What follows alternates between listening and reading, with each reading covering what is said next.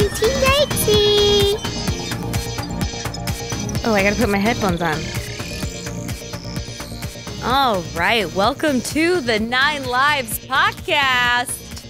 Right, Pee-Pee? Papa's right beside me. He decided to come up. I don't know if he'll stay. He is definitely drooling. But I always hit that sweet spot. You know that sweet spot on any animal's chest and they just go down?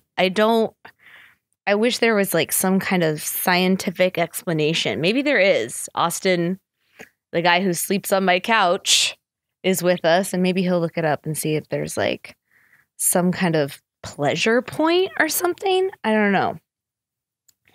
But hey, I love you so much. And my cat drools when he feels really good.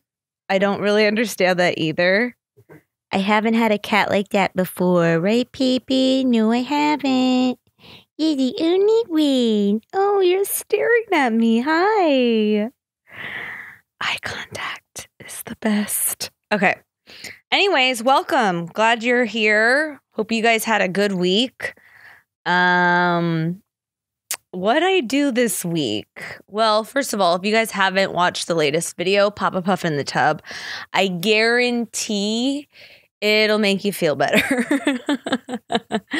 When I go to the bathroom, sometimes I take the laser pointer in there and I'll just put the laser pointer in the tub and Papa will just be in the tub chasing it. And so I thought, well, why can't that be a fucking video considering all the crap that was going on?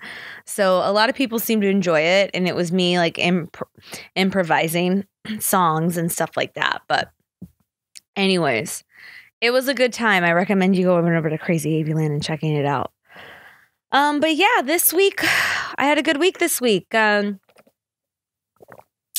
much as you can, there's so much shit going on, but I would say yes or no. Saturday night was one of my best friend's birthday, my little Kareemy Dreamy. He had a birthday. He rented out a little space and Hey, Pee-Pee. excuse me, Papa, for the people who can't see, he's trying to get in my lap and oh, he's trying to snuggies. You want a snuggie? I don't know how good I am going to be at it. I'm going to be talking and stuff. Anyways, he had a birthday called 30 something shades of Kareem, which is so Kareem. He basically came up with it himself and said he wanted everyone to dress like him on some version of himself. So, I don't have a lot of guy clothes, so I dressed as UW Kareem. And UW Kareem is where he and I both went to college. We went to the University of Washington. And so I just put on UW gear and stuff. But a lot of people totally came out. There was a prize if you won best costume. And so Kareem's alter ego is Crystal. And so there was a few of his friends that came dressed as Crystal, which was really great. And he's gay, by the way. So it's literally me and 40 gay men. And that's it. But it was fun. I always have a good time. And then he's from Marfa, Texas. And if you don't know where Marfa, Texas is, it's this small town in Texas that apparently Beyonce goes to. And it's this little artsy town, and Kareem could talk about it all day. I always joke about it and people think I'm exaggerating. And then I'm no, Kareem, seriously, what, don't you have some kind of center? And he's well, yeah, actually there is the local arts center and there is a scene there because of blah, blah, blah. In 1920, blah, blah. And I'm just no one gives a shit about fucking Marfa, Texas, Kareem, except you. But I always enjoy it when he, I love it when he talks about Marfa because it's one of my favorite things about him because it never fails. You could get trapped in a corner at a party talking about Marfa, Texas with Kareem Cervantes for about 2 hours. And people didn't know what they were getting into. But anyways, one of our friends came as Miss Marfa and like a little crown, and it was really funny. We had a good laugh with that. I also made like those head things. Apparently you can go online. If you don't know what I'm talking about, the head things are those like cardboard head cutouts, and they're like really big, and you can like bring them to baseball games or basketball games or something of like your favorite player or whatever. And I apparently like there's companies that just specifically do that, and you can get them on through Groupon, and if you order them far enough in advance, then they can get there in like a week or two. Well, I didn't realize that and waited last minute. So I had myself a little crafty time with about, 20 of Kareem's faces. Kareem had like this little photo shoot. So I brought different faces of Kareem that we could play with. And I basically just like printed out his face and then put some cardboard on the back of it and then added like a popsicle stick type thing. And just made it myself the old fashioned way. And it turned out all right. It was a good time. I love seeing big heads of Kareem. On some level, it is very meta. So I will just like leave it at that. But I love him. He's one of my favorite people in the world. I'm glad we had a really good time. A little good birthday for Kareemy Pants. I always say, oh, I Kareemed in my pants. Whenever like Kareem does something he doesn't think is funny. It's really not that funny, but when you're wasted and you're with a lot of gay people, it turns out to be really funny, I promise.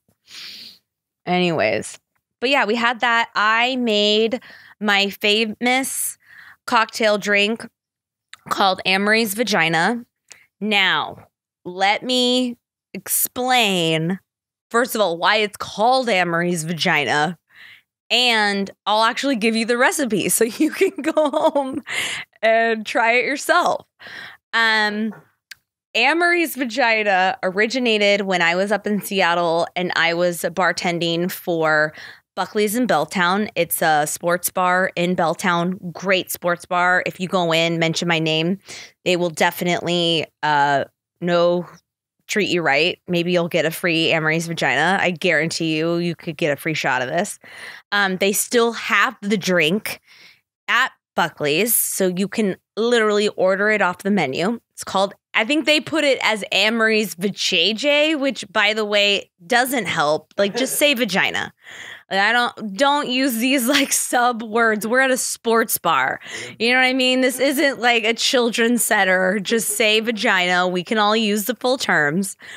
But the reason why I said this is when Bacardi came out with their new flavors for rum, they like gave a bunch of bars like the new flavors to like try things and blah, blah, blah. So whenever you get, I don't know if everyone's like this, but whenever we got like a new vodka flavor or like a new thing or whatever, we try and make recipes with it and like see if it worked. Sometimes it does, sometimes it doesn't. But you just gotta play around with it for a little bit. So Jordan, my roommate and coworker at the time, she made something up and she was calling it, she like called this drink that she made up called the Dragonfly, and it was kind of like fruity or whatever, and people liked it. They're like, wow, this is really good. And one of her friends was like, oh my God, what is it in this? Da, da, da. She like tells them. And that weekend, Bacardi was having this contest that her friend was in to come up with a drink on the fly there, and then they'd be graded on it and you could like win these prizes. So her friend took her drink idea, didn't tell her, and came up with this drink and called it the same name, the Dragonfly, and then won like all these prizes and shit. So my friend Jordan's telling me, I'm like, that bitch, how dare she not even credit you and just take the name and the recipe and just, I was so upset for her. Like, I was like, how dare she? And, you know, like I was just so frustrated. So I was like, well, fuck that. When I come up with a drink that's good, no one's going to be able to steal it. So I specifically was like, so I came up with this drink and they're like, well, what are you going to call it? And I was like, Anne Marie's Vagina. I was like, no one is going to take my name or my vagina. Absolutely not. And a lot of girls are kind of prissy. Like, I'm a very like, I'm a comedian, right? So like those type of words and things I think are really funny. So they like sell best and whatever. But I know a lot of girls that could never name it after their vagina because it's just too embarrassing. With me, I'm like, yep. Like it's like a tramp stamp on the back of my back. I'm like, yep, this is Anne Marie's Vagina located right down there. Like, you know what I mean? Like I don't give a fuck. So the drink becomes really popular at Buckley's. There is this radio show in Seattle called The Men's Room, and it's where a bunch of dudes talk. They're really great guys. They would come into Buckley, and I gave them the drink Anne Marie's Vagina, and they end up talking about it on The Men's Room. So suddenly we had like a lot of people come into my bar and be like, yeah, is there an Anne Marie's Vagina? Like everyone's like really uncomfortable ordering it, but like really want to order it so they can like say they had Anne Marie's Vagina. So basically in Seattle, everyone has had my vagina. Like it was so ridiculous. And it's now on the menu at Buckley's and it's still there. So you can go to Buckley's in Belltown and order an Anne Marie's Vagina. And I remember too when I was telling my mom, I made up this drink. She like came into the bar. I was like, Mom, I made up this drink. It got on the radio. Like she goes, oh, Anne Marie, you're so talented. Blah, blah, blah.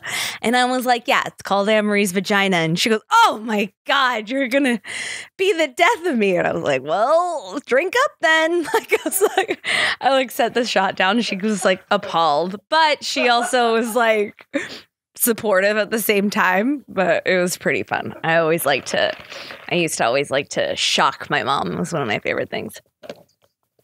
But yeah, so in case you're wondering what the recipe is by now, hopefully you've gotten a piece of paper.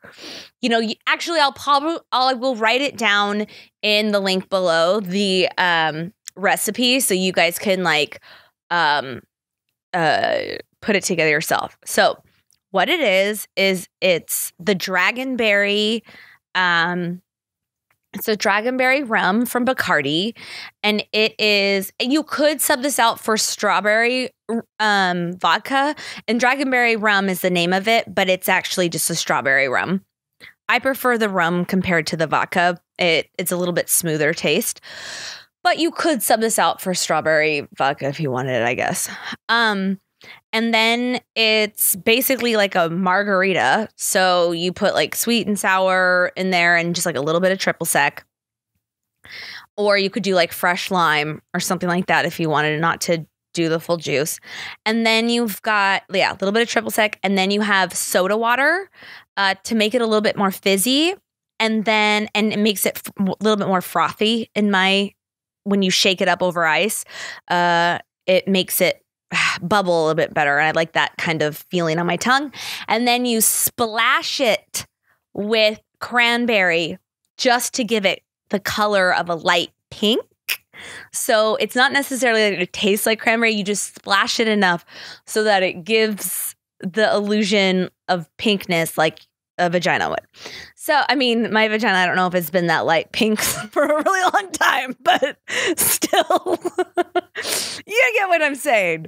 And and then I always like to add a cherry if you're making it a drink and it can float on top. Or you can just have it in there, like the bottom of it, kind of like a Manhattan would. But yeah, that's the Anne Marie's Vagina that was so popular. So I made this huge jug. I have like those like one of those big serving jugs that are like they have like a spout at the bottom. It's almost like a Gatorade big jug thing, but it's see-through, so it's not like soup. It's not Gatorade thing, but I forget what those kind of big jugs are called. So I made this whole thing, and I was giving people shots, and like we did, toasts with it and stuff. And it was really funny to give, 40 gay men my vagina. Like that, it was just me. It was a good time. We had a really fun time. But yeah, that's the story of Anne-Marie's vagina. Tell me if you do make it, what you think of it. I always have a good time with those drinks. It's a very like, if we're gonna do a party, like let's make that. I used to go to Vegas every year for my birthday, and my birthday's in February. I'm a Pisces, and so we would always go. I like how I just kind of snuck that in there. I'm a Pisces, so just if you were wondering. But every year we go to Vegas, and we'd always fill the bathtub up with ice, and then get supplies, go to a liquor store, and we'd have supplies for the whole weekend, and we just stock it in the tub of our hotel room. And the reason why I'm bringing this up is because besides making vaginas always, because it's pretty cheap, like a fifth of it is like $14 or something. Like it's not that bad.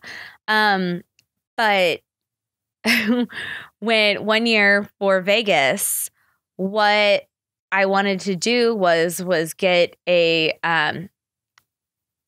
fake check made, one of those really big ones that, sometimes you could like win at a raffle, and it said that you won like $25,000 and like you had that big check or whatever.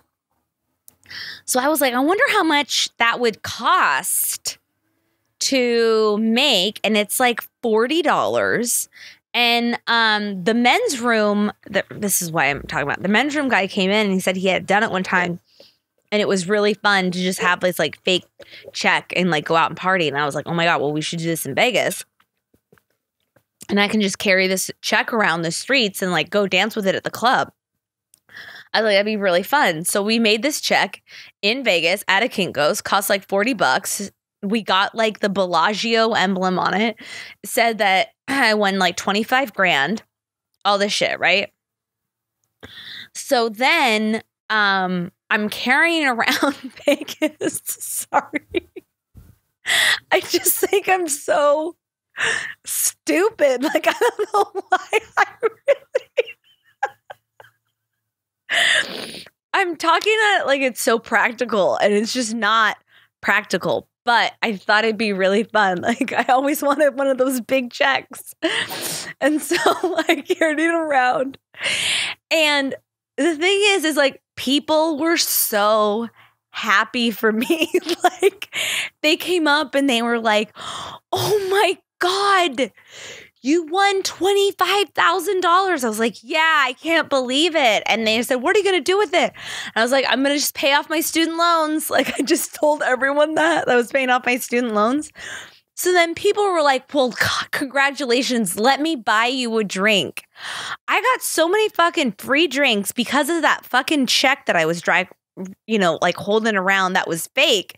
And it felt really bad. Like, I started to feel kind of guilty because people were like genuinely so happy for me to like, you know what I mean? I can't even get it. They were like, girl, what else do you want? Like, let me buy you a drink. Like, you're just about to pay off your student loans. And I was like, oh my God, I feel terrible. But yes, I'll take a vodka soda with extra lemon.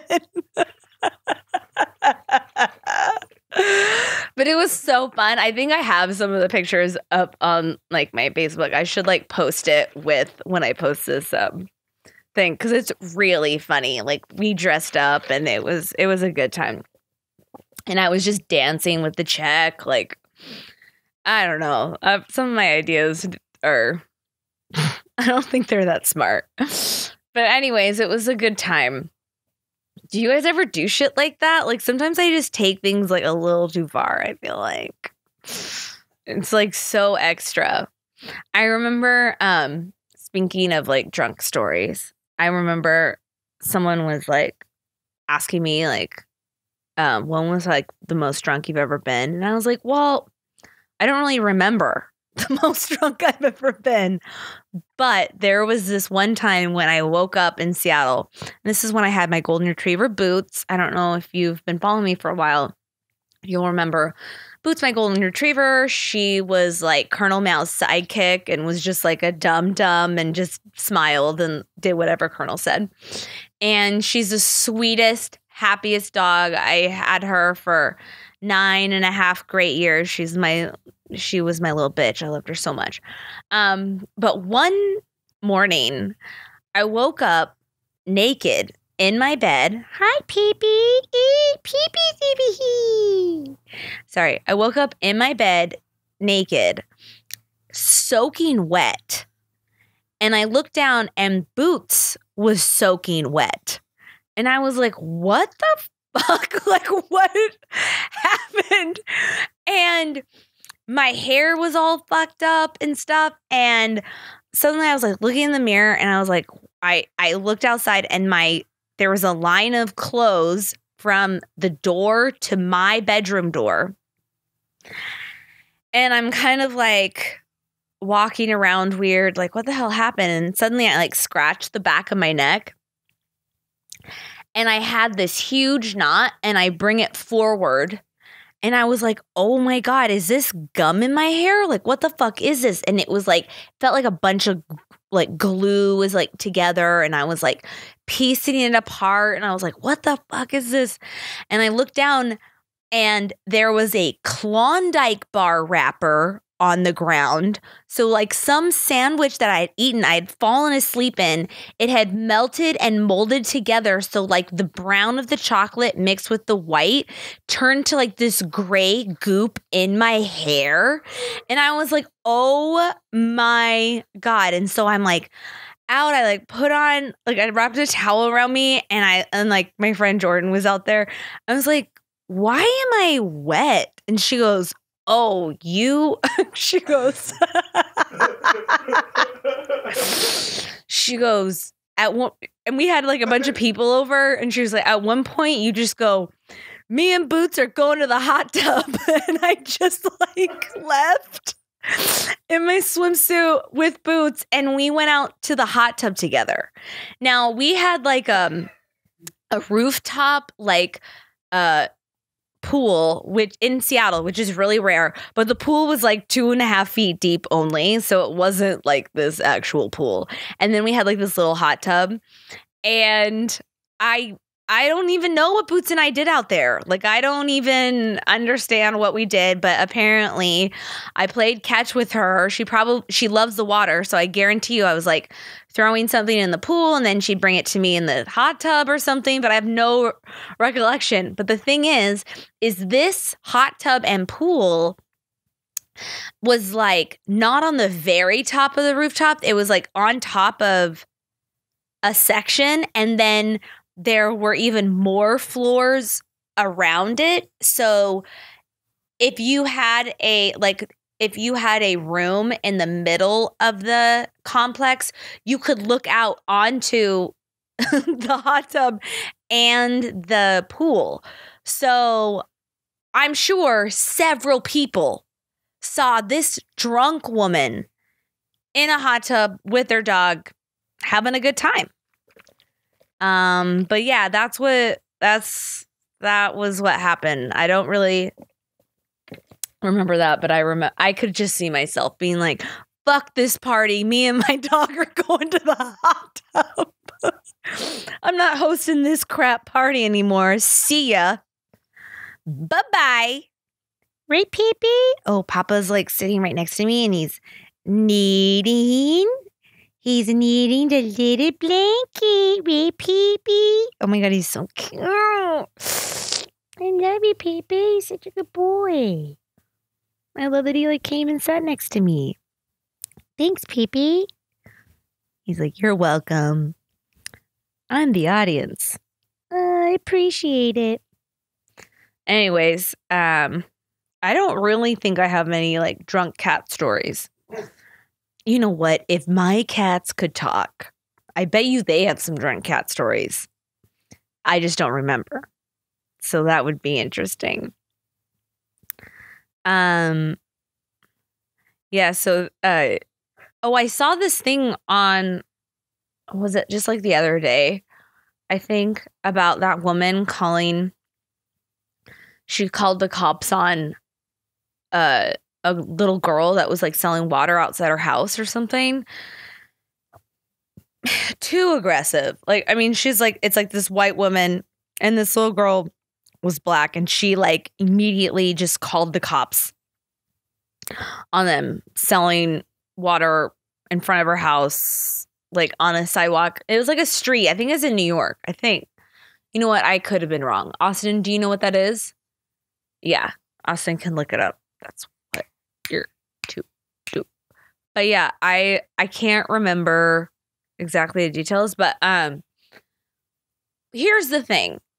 People are too aggressive, too fast, and assume too much right away.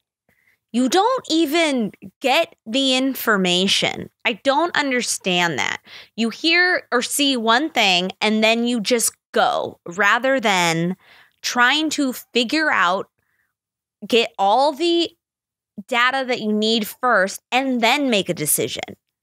Too many people like jump into shit. It's like, calm the fuck down. Why do people do that? Yeah, what was it? Huh? It was in San Francisco, but like it was, I had that right? She called the cops on a girl that was selling water. Selling water, yeah. She said that she didn't have a permit. That permit, yeah. And the water was like $1, right? Yeah. I mean, the Giants were playing and she was across the street from the Giants. Oh, she's across the street from the Giants game? Yeah. Got it. But it was outside the apartment building. Yeah. Yeah. So here's the thing. I mean, I don't know. Did she ask them to leave first, or did she just go and call right away?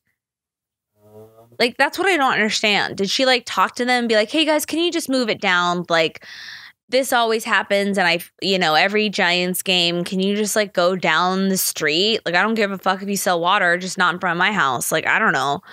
It seems like really weird to me to be so aggressive, but maybe she just had it because it happened so many times with different vendors. I don't know. But it just seems like people just pop off too quickly. It's okay to be upset, but I don't think about your actions, man. And she happens to be like the CEO of something. That's another thing. I'm like, you're the CEO of a company. Why aren't you thinking before you act? Isn't that your fucking job? Anyways, it's frustrating because, okay, for example, I live on the She only pretended to call the police? How fucking passive aggressive white woman is that shit? God. She didn't even really do it. She didn't even really do it. So rude. I hate shit like that. Either fucking do it or don't. I hate shit like that. I know people that are like that, and I'm like, you're just trying to get a rise, or like you actually don't want to do anything. You just want to put fear in someone else so they'll move, but you are too chicken shit to really follow through. Because on some level, you shouldn't probably be calling the cops over something so fucking stupid like this, yeah? They're a little busy. Jeez, yeah, they're a little busy. You're calling the cop? Yeah. You're in San Francisco. What the fuck? That sounds like something that, somebody in my small town would do. They'd call the cops on. And you know what? My small town cops love to do shit like that because they're fucking bored and they don't have shit to do all day. So they get off on little crap like that. It's so annoying. I had one time I had parked in this alleyway in a small town just really quick because I used to be a panini delivery girl. And so I had parked in this alleyway to deliver something really quick. And this cop came out and was like, you gotta move your car. We gotta have these alleyways in case of emergencies. And I was like, like, this is Enumclaw, Washington. Oh, you need this particular alleyway in case there's so many emergencies that are happening within the 5 minutes that I was here. Like, I remember just being like, shut the fuck up.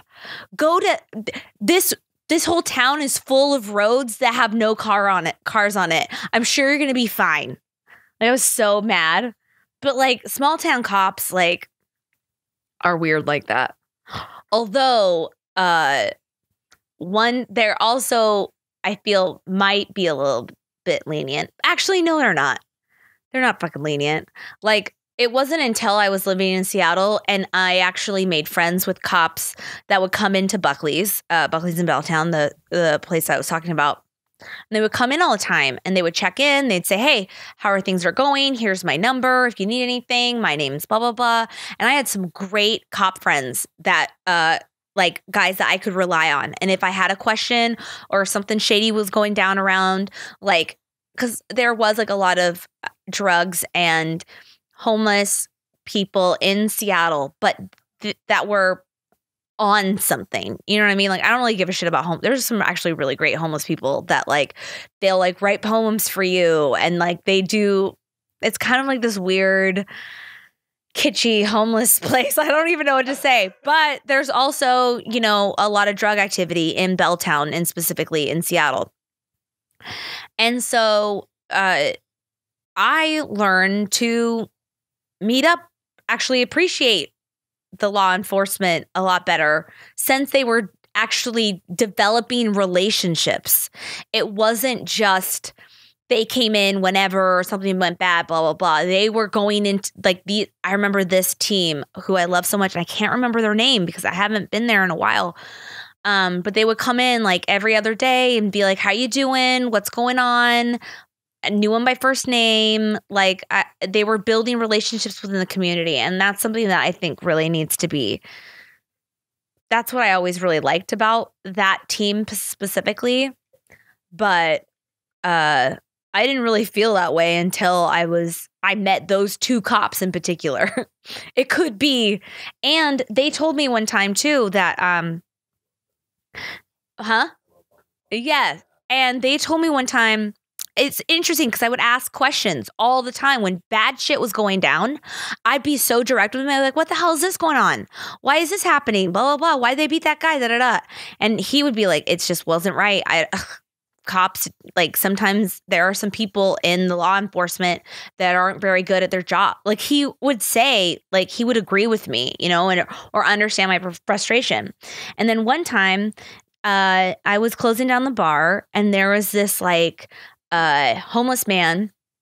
There's this homeless man and he was banging on the glass door like hard. I thought for sure this thing would just crash. Like I thought the window was going to break. He was just being out of nowhere. He was obviously he was high on something, who knows. And he was just trying to break anything. He was throwing shit at the windows, like all this kind of stuff. So I called and they were like, oh, does he have a weapon? And I was like, I don't think so. Like he's just throwing shit at windows and I think they're going to break. Like he's being really aggressive and it was pretty crazy. No one came. No one did anything. And then my friend Mitchell was like, well, when you call the cops and if there's something really bad, what you do is you say they have a gun. And if they have a gun, then they have to respond immediately rather than like not, oh, it's some homeless guy acting out weird, you know, just damaging property. Or is it, you know, someone that could die or whatever. And that's, by the way, that's the priority shit dealing with that in Seattle. That's like, that's that level of crap that goes on there. But the next time, I think there was stuff where there was like some kind of domestic abuse or whatever going on. And my friend Mitchell was like, yeah, call the cops. Just say he has a gun so they just get the fuck out here and help her rather than hearing something half-assed. And I asked the cop guys, my cop friends that came in, I was like, why is that like that? Why wouldn't you want to respond to something? If they're damaging property immediately, like, isn't that something that you do? And they were like, well, a lot of cops won't respond because they don't want to do paperwork. And I was like, that's it? They don't want to do paperwork? I couldn't believe, I was like, that's your job. Like, your job is to like protect the city or protect the properties or like, you know, as the community. And he's like, I know. He's like, I personally would come. I understand, especially if it was happening. He's like, if I was on call and knew it was you guys too, like, I would definitely get down here because we built a relationship and I'd want to make sure that you know I was here. Da, da, da. He's like, next time call me and I can. And I was like, but that seems to be not necessarily the most productive way to handle a situation. I should just be able to call the police and they like calm down and make sure things aren't getting damaged. Now, back to that woman, fake ass calling the police on a girl selling dollar waters. Get the fuck out of here with like, get out of here. You're in San Francisco. There's so much far worse. This is where you handle it yourself. Be like, hey, can you just move down? Hey, blah, blah, blah. Like, this happens all the time. I know you're just trying to get yours. Can you maybe just go down the street a little bit? That would be really helpful to me. You know, like, there's so much better ways you can just handle it. And this is that communication shit that I can't stand. This is something that I think should be taught when you're in grade school, on to middle school, and on to fucking high school. Is they should have, you know how you can take communication classes in college, but I'm like, this should be happening in our education system, because anytime you're going to learn how to have to communicate with people your whole life, whether it's in relationships, whether it's with your boss, whether it's with your neighbors, whether it's with the government, whether it's with you just in line in a business of some sort, whether it's with your lawyer, everything comes down to communication and how you talk to people and understanding and listening. Listening is one of the biggest forms of communication. That's why you have 2 ears, 1 mouth. Hello? You got to listen more in order to communicate better. And I think a lot of people don't do that. So frustrating. Can you imagine? Can you imagine an education system that has like communication in the program? Like, for example, like if to even talk to your friend about doing a project on like scheduling, and then to be able to relay your feelings on why we need to do this better in a more efficient manner. You know, group projects alone would be so much more easier. Like, it'd be fascinating. I wonder what the world, honestly, I wonder what the world would be like if we'd all learned to just communicate from like a young age to like, and then also not just communicate, but like understand personality or disorders. Like, oh, this is what a narcissist does. Oh, this is what a sociopath is. Oh, this is what a psycho is. Like, you know what I'm saying? And then understanding how to deal with those personalities, and then not blaming them because there are those personalities out there, but what you can do to protect yourself so you don't take it so personally, and how you can work through it. I mean, God, can you imagine a world if all of that was in the curriculum for education? Dude, let me tell you this, you wouldn't be fake ass calling the police on a fucking kid. God. I don't know if you can hear it, but someone's like mowing the lawn and shit. So just bear with me. No, I don't think I hear it in my... Okay, I probably won't. But just to let you know, this is all done at my house. The magic is all here, folks. But yeah, don't even get me riled up, because I grew up with, you know, my mom was a teacher and my dad was a teacher and then turned superintendent. And then my aunt was a principal and a teacher. My grandma and grandpa were both teachers. Like, I know the public school system and understand how it works and understand appropriate and inappropriate teaching behaviors and all that kind of shit. What you can and can't. So I like get all of it, right? But there's got to be some major changes, because the shit isn't working anymore. The future isn't just, you know, and then like, isn't just crazy math. it's just like, I don't know. I can't even explain it. It's so frustrating to me because like half the shit in school I don't use now. I don't. And I think it could like maybe ignite like the sciences and the math and stuff definitely needs to be taught, but it should definitely ignite something in kids that want to go in that rather than like everyone needs to learn this. Like you have to understand that reading, writing, and basic arithmetic should be a definite, like everyone should do that, right? But then like learning about photosynthesis isn't necessary. It isn't necessary to learn. Let me tell you why. Nothing in my life has to do with photosynthesis. Nothing. I don't have to learn any of that. You could learn like a basic of science and a basic whatever, but in order to advance, you have to, I would say like take a placement test on what we would like to do, what you would like, having kids choose what they would like to learn or what would broaden them. And then like they have to have like, let's say if all their classes are art, then they have to have like some kind of technology class or some kind of science class. Or if like some kid is like all doing science and technology, they would have to have maybe like one art or whatever, because that always expands your mind. But to have a basic format for every single person when no one is the same, not one person is the same, it doesn't make sense to me. Now, this would go against a lot of people in my family because they're all like in the education system and all stuff like that. And they've been doing things a certain type of way for many years.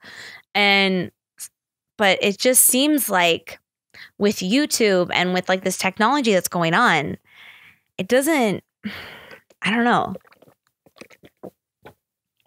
And there should be like a survival class. Like, why can't I learn how to make a fire? Like, that'd be like, rather than you doing it extra in, you know, whatever. Like, that should be in a public school system, like just in case, right? Like, someone should learn how to make a fire. And I don't know, like that should be something, right? Do you understand? You're never going to need photosynthesis, but you might need. Well, absolutely you do, because let me tell you something. How many times have I've learned how to, I've learned how to try, I've started fires, I don't know how many times in my life. I've actually used it. I never talk about photosynthesis once. I'm not like, well, you know what? Because the chlorophyll goes like that never comes in. I'm always at the beach though. I'm always wanting to make s'mores when I'm camping. Yeah, you do need to learn how to do that. And in case this world goes to shit, like a zombie apocalypse, guess what you're going to still have to make? A fire. Still don't need to talk about chlorophyll. Just saying. Now, I'm not saying my I'm not saying that I have the answers, because I don't really have the answers, but I make some points. Do you know what I think? You know what I mean? Like, there are some things that don't make sense to me. Let me, speaking of information. So Austin's super smart. Austin's genius. He like knows a lot of technology. He can figure out, he was like a math major. So I'm sure everything I'm saying him is like hurting his soul on some level because he's so into it. But I'm like, Austin, you are the minority. I know how to start a fire and I know about. Good for you. Did you learn that at public school? No, you did not. So like, let's just, this isn't a conversation for you to understand public school. He was homeschooled, by the way. But the other day, Austin didn't know that I don't have an Adam's apple. He was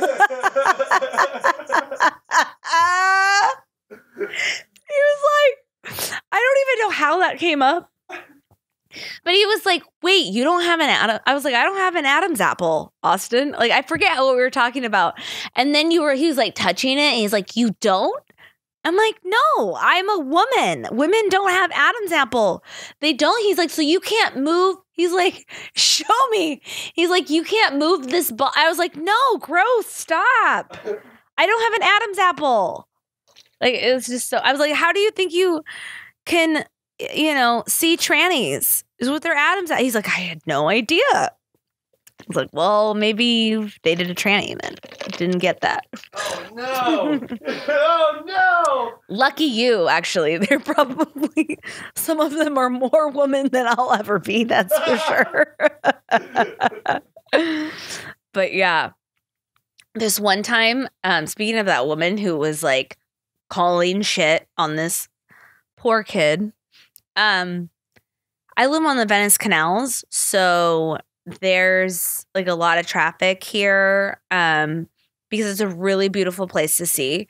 And since Instagram, there's just so many photo opportunities for the Instagram community. Now, it's really weird because they'll just stop in front of my apartment with like my garage and shit and start taking pictures in front of it. I'm on the canals, but like you won't see any, like you have to like walk like a little bit before. How far is that, Austin? Like you have to walk, what is that called? To the canal? Oh, it's like 50 feet. Yeah, 50 feet. Okay. So when you take a picture in front of my garage, you're just seeing the garage background. There's no water around. It's like metal. It's not that attractive, but there is something about different backgrounds. I'm putting this in quote for people who are listening on the thing or whatever. There's something about people wanting different backgrounds so it looks like they're doing different things on Instagram. And it can be kind of annoying because a lot of times people don't just take like one or two photos. They'll do a full fucking photo shoot right in front of my apartment, like in front of my garage. Now, normally this doesn't really bother me, but I can hear everything.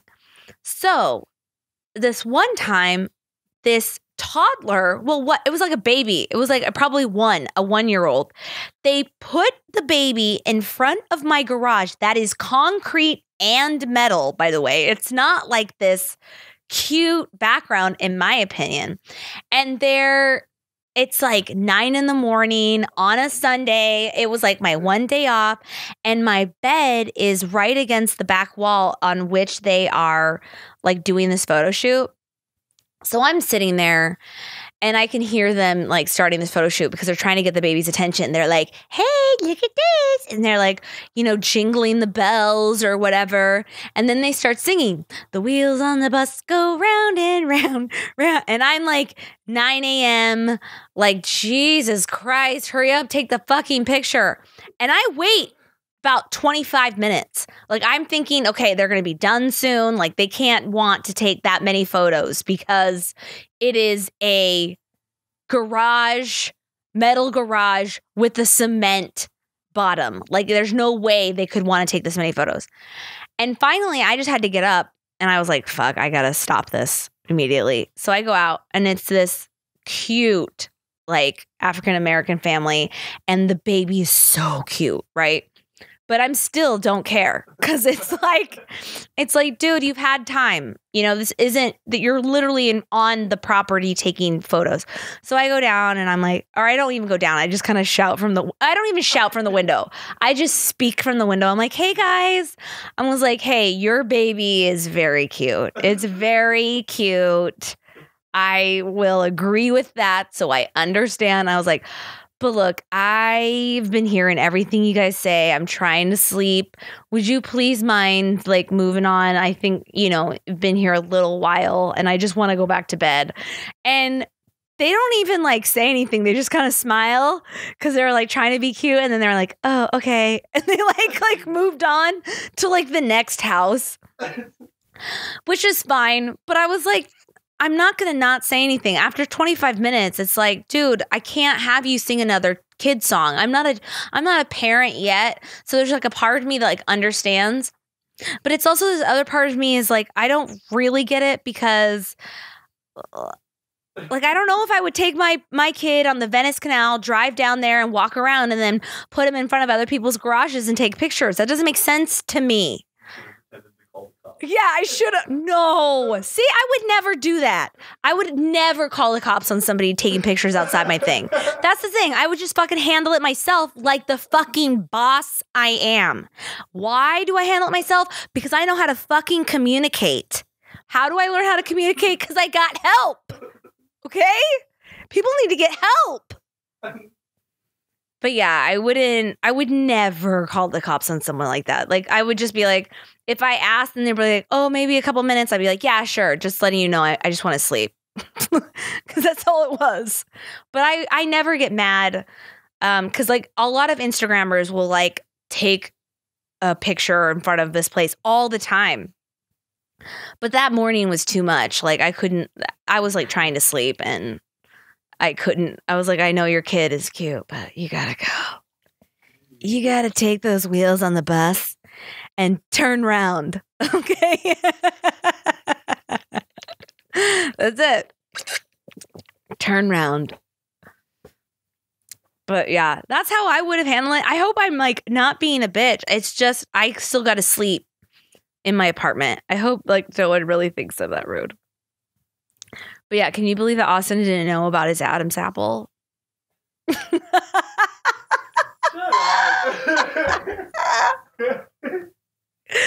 Some things, man. You didn't know. He didn't know Janet Jackson was related to Michael Jackson.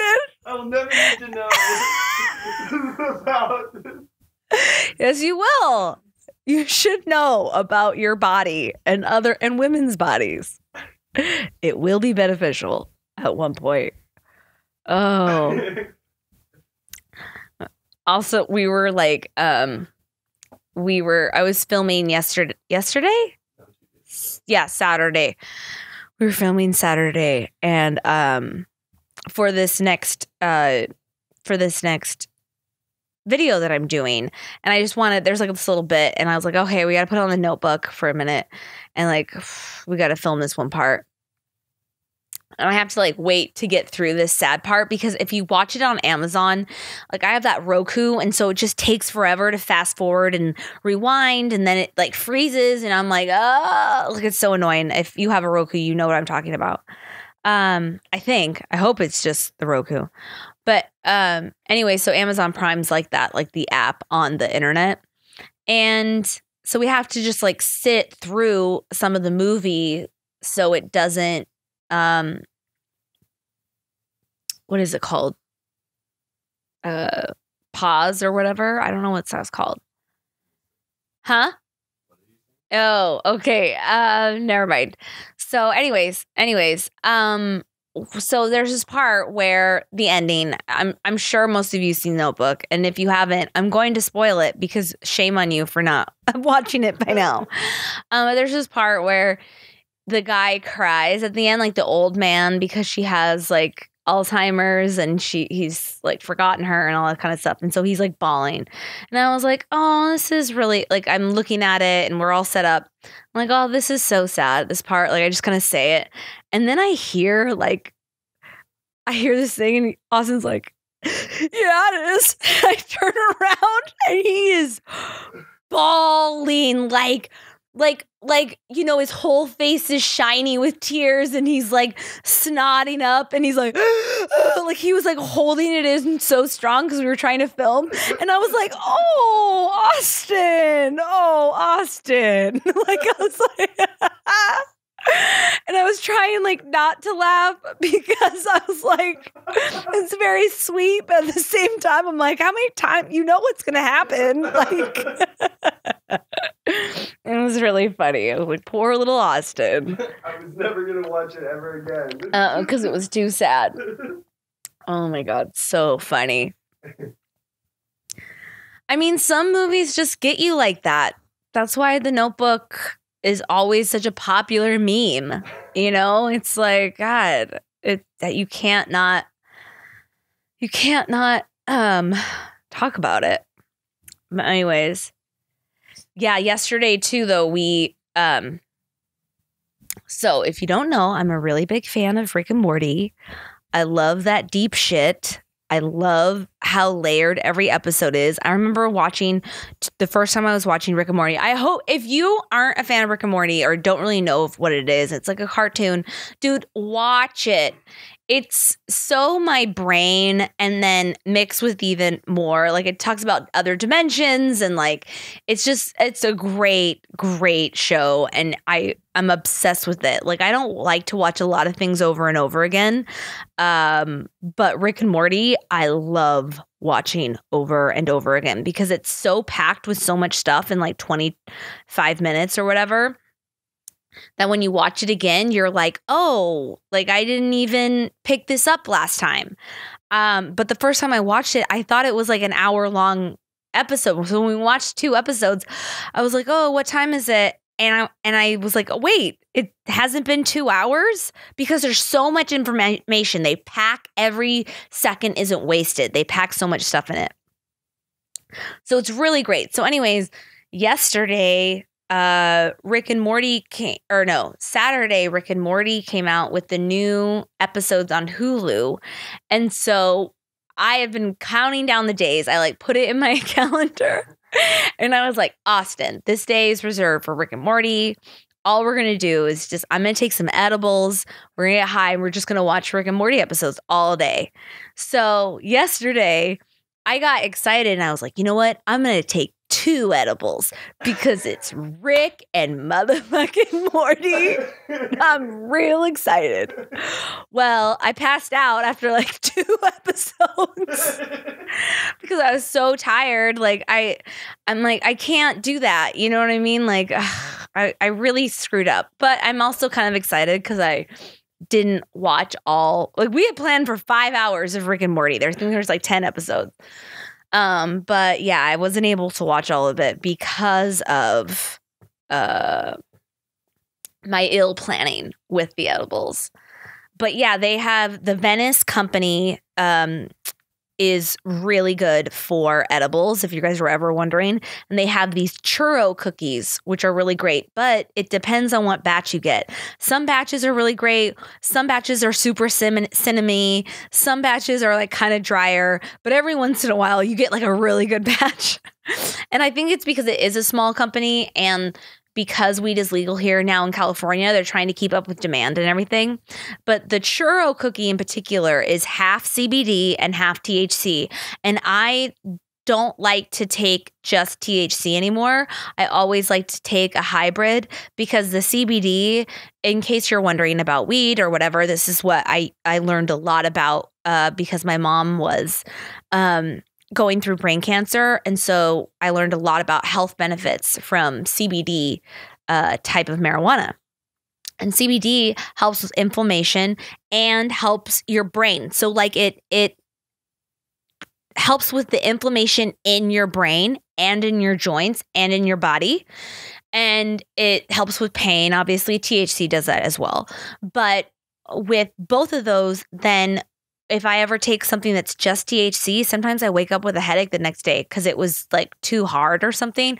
But when I do a CBD and a THC hybrid, I wake up great the next day, like because it helps so much with your body and inflammation that it was a really big benefit. So whenever I take edibles, I always take a CBD and a THC hybrid.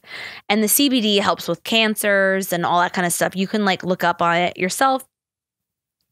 And I like to do edibles because I know exactly how much I'm taking at one point too. Like for a cookie, they will tell you on the package exactly how much is in each cookie. So you've got 10 mgs of CBD and 10 mgs of THC or something like that. And so CBD doesn't get you high. It just relaxes your body.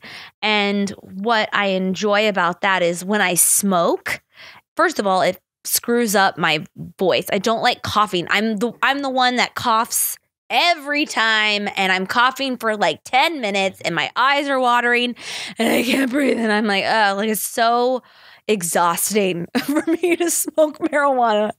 But also, I never know if I inhale it right. Sometimes I like smoke a lot and I'm like, I don't know if I just didn't inhale it enough or something. Like, you know what I mean? So with edibles, I can really track a lot easier. And it slowly comes in. I kind of like to, I don't really smoke or take CBD or THC all day. So like if I'm doing a party or something like that, I can time myself because it takes about like a half hour to an hour to kick in. So I don't know. It's just more regulated for me. So that's why I like edibles so much. And the Venice Company churros are really good. They're probably one of my favorites. So if you're out there in California and wondering, those are really bomb. And they're a good high too. But yeah. Anyways, that's my little thing about marijuana. And thank you so much for listening. I think that's about time. Wow, that hour went by real fast. We covered a lot of shit today, as always. Right, Pee is right beside me. I love you guys so much. This will be out Tuesdays, every Tuesday. Please go over to Crazy Aviland too and catch up on some videos. If you're feeling down, man, I guarantee you it'll make you feel better. This is the 9 Lives podcast where we might be dead inside, but we still wake up and go on with our day anyway. 9 Lives podcast, baby. All right. Thank you, my little cat cult babies. Bye-bye. Good boy, Papa.